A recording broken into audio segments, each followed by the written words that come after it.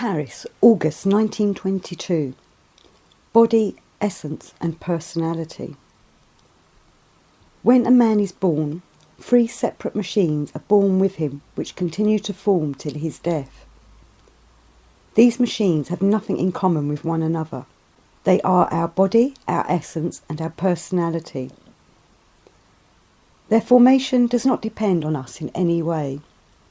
Their future development, the development of each one separately, depends on the data a man possesses and the data which surround him, such as environment, circumstances, geographical conditions and so on. For the body, these data are hereditary. Geographical conditions, food and movement. They do not affect personality. In the course of a man's life, personality is formed exclusively through what a man hears and through reading. Essence is purely emotional. It consists of what is received from hereditary before the formation of personality, and later only those sensations and feelings among which a man lives. What comes after merely depends on the transition. So the body begins to develop in each man subjectively. The development of all 3 starts from the first days of a man's life. All 3 develop independently of one another. Thus, it may happen, for instance, that the body begins its life in favourable conditions, on healthy soil and, as a result, is brave. But this does not necessarily mean that the man's essence is of a similar character. In the same conditions, essence may be weak and cowardly. A man may have a brave body contrasting with a cowardly essence. Essence does not necessarily develop parallel with the development of the body. A man may be very strong and healthy, yet as timid as a rabbit. The centre of gravity of the body, its soul, is the moving centre. The centre of gravity of the essence is the emotional centre, and the centre of gravity of the personality is the thinking centre. The soul of the essence is the emotional centre. Just as a man may have a healthy body and a cowardly essence, so personality may be bold and essence timid. Take for instance a man of common sense. He has studied and knows that hallucinations can occur. He knows that they cannot be real. So in his personality he does not fear them, but his essence is afraid. If his essence sees a phenomenon of this kind, it cannot help being afraid. Development of one centre does not depend on the development of another, and one centre cannot transfer its results to another. It is impossible to say positively that a man is such or such. One of his centres may be brave, another cowardly, one good, another wicked, one may be sensitive, another very coarse, one gives readily, another is slow in giving or quite incapable of giving. So it is impossible to say good, brave, strong or wicked. As we have said already, each of the 3 machines is the whole chain, the whole system relating to one, to another, to a third. In itself, each machine is very complicated, but is brought into motion very simply. The more complicated the parts of the machine, the fewer the levers. Each human machine is complex, but the number of levers in each one separately may differ. In one, more levers, in another, fewer. In the course of life, one machine may form many levers for bringing it into motion, whereas another may be brought into motion by a small number of levers. Time for the formation of levers is limited. In its turn, this time also depends on heredity and geographical conditions. On an average, new levers are formed up to 7 or 8 years of age. Later, up to the age of 14 or 15, they are capable of alterations.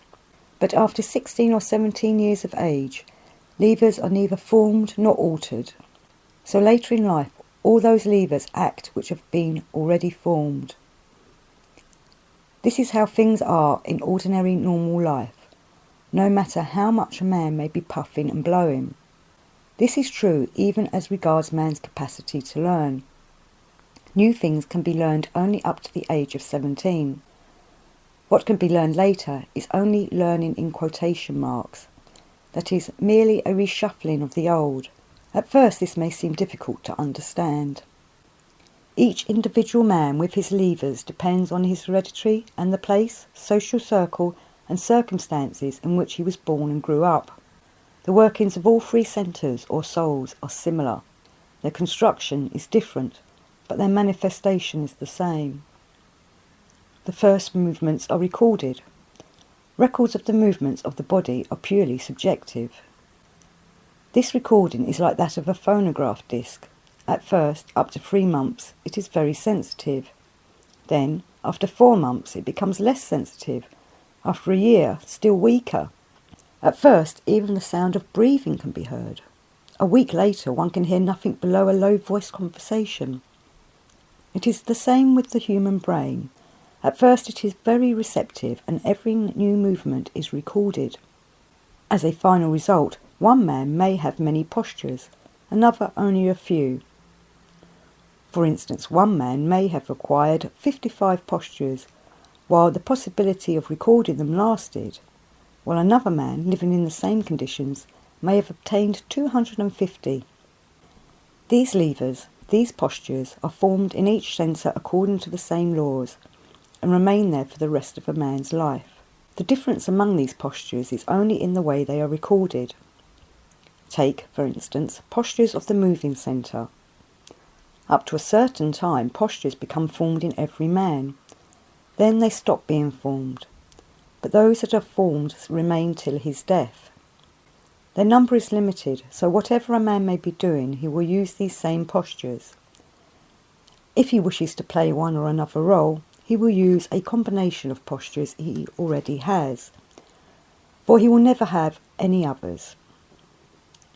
In ordinary life, there can be no new postures. Even if a man wishes to be an actor, his position will be the same in this respect. The difference between sleep and waking of the body is that when a shock comes from outside in sleep, it does not excite, does not produce associations in the corresponding brain. Let us say a man happens to be tired. The first shock is given. Some lever begins to move mechanically. Equally mechanically, it touches another lever and makes it move. That lever touches the third a fourth, and so on. This is what we call associations of the body. The other machines also have postures, and they are brought into motion in the same way. Besides the central independently working machines, body, personality and essence, we also have soulless manifestations which take place outside of the centres. In order to understand this, it is very important to note that we divide postures of body and feeling into 2 kinds. 1. Direct manifestations of any centre, and 2. Purely mechanical manifestations arising outside centres. For instance, the movement of lifting up my arm is initiated by the centre, but in another man it may be initiated outside the centre. Suppose a similar process is taking place in the emotional centre, such as joy, sorrow, vexation, jealousy. At one time, a strong posture may have coincided with one of these emotional postures, and the 2 postures have thus given rise to a new mechanical posture. This happens independently of centres mechanically. When I spoke of machines, I called normal work a manifestation of a man, which implies all 3 centres taken together. This is his manifestation, but owing to abnormal life, some people have other levers, which become formed outside centres and which provoke movement independently of the soul. It can be in the flesh, the muscles, anywhere. Movements, manifestations, perceptions by separate centres are manifestations of centres, but not of man. If we bear in mind that man consists of 3 centres, the capacity to feel joy, sorrow, cold, heat, hunger, tiredness is in each centre. These postures exist in every centre and may be small or big and different in quality. We shall speak later about how this happens in each separate centre and how to know to which centre they belong. For the moment, you must bear in mind and realise one thing. You must learn to distinguish the manifestations of man from the manifestations of centre. When people speak of a man, they say he is wicked, clever, a fool. All this is he. But they cannot say that this is John or Simon. We are accustomed to saying he, but we must become used to saying he in the sense of he as body, he as essence, he as personality. Suppose in a given case we represent essence as 3 units. 3 represents the number of postures. In the case of this man's body, the number is 4. The head is represented by 6. Thus, when we speak of 6, we do not refer to the whole man. We must evaluate him by 13, for 13 is his manifestations, his perception. When it is the head alone, it would be 6. The important thing is not to evaluate him by only 6, but by 13. The total is what defines him. A man should be able to give a total of 30 for everything taken together. This figure can be obtained only if each centre can give a certain corresponding number. For instance, 12 plus 10 plus 8. Let us suppose that this figure 30 represents the manifestation of a man, a householder. If we find that one centre must necessarily give 12, it must contain certain corresponding postures which would produce 12.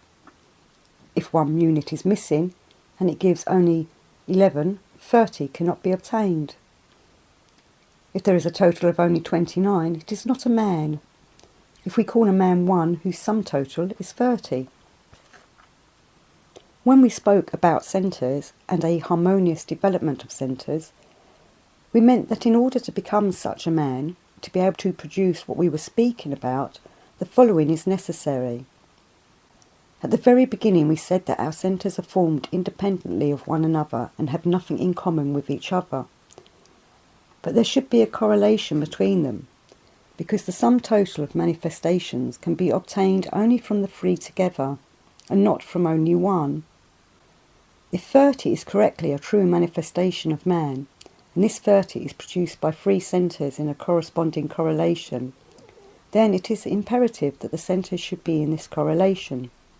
It should be so, but in reality it is not so. Each centre is separate. I speak of those present. They have no proper relationship to one another, and so they are disharmonious. For example, one has a great many postures in one centre, another in another centre. If we take each type separately, the sum total of everyone will be different. If, according to the principle, there should be 12, 10 and 8, but only 10 and 8 are there, and instead of 12 there is 0, the result is 18 and not 30. Take some substance, say bread. It requires a definite proportion of flour, water and fire. It is bread only when the ingredients are in the right proportion, and similarly with man, to obtain the figure 30, each source must contribute a corresponding quality and quantity. If J has much flour, that is physical postures, but no water or fire, it is simply flour and not an individual, not bread. She, O, produces water, feeling. She has many postures. But no bread can be got from water. Again, it is worth nothing. The sea is full of water. L has much fire, but no flour or water. Again, it is worth nothing. If they could be put together, the result would be 30, an individual. As they are only pieces of meat. But the 3 together would give 30 as manifestation. Could she say, I? We, not I. She produces water, yet she says, I. Each of these 3 machines is, as it were, a man, and all the 3 fit into one another. Man consists of 3 men. Each has a different character, different nature, and suffers from lack of correspondence with the others. Our aim must be to organise them so as to make them correspond. But before beginning to organise them, and before thinking of a manifestation worth 30, let us pause to see consciously that these three machines of ours are indeed at variance with one another. They are not acquainted with one another. Not only do they not listen to one another, but if one of them begs the other very hard to do something and knows how it should be done, the other either cannot or will not do it. As it is late, we must put off the rest till another time. By then you may perhaps learn to do.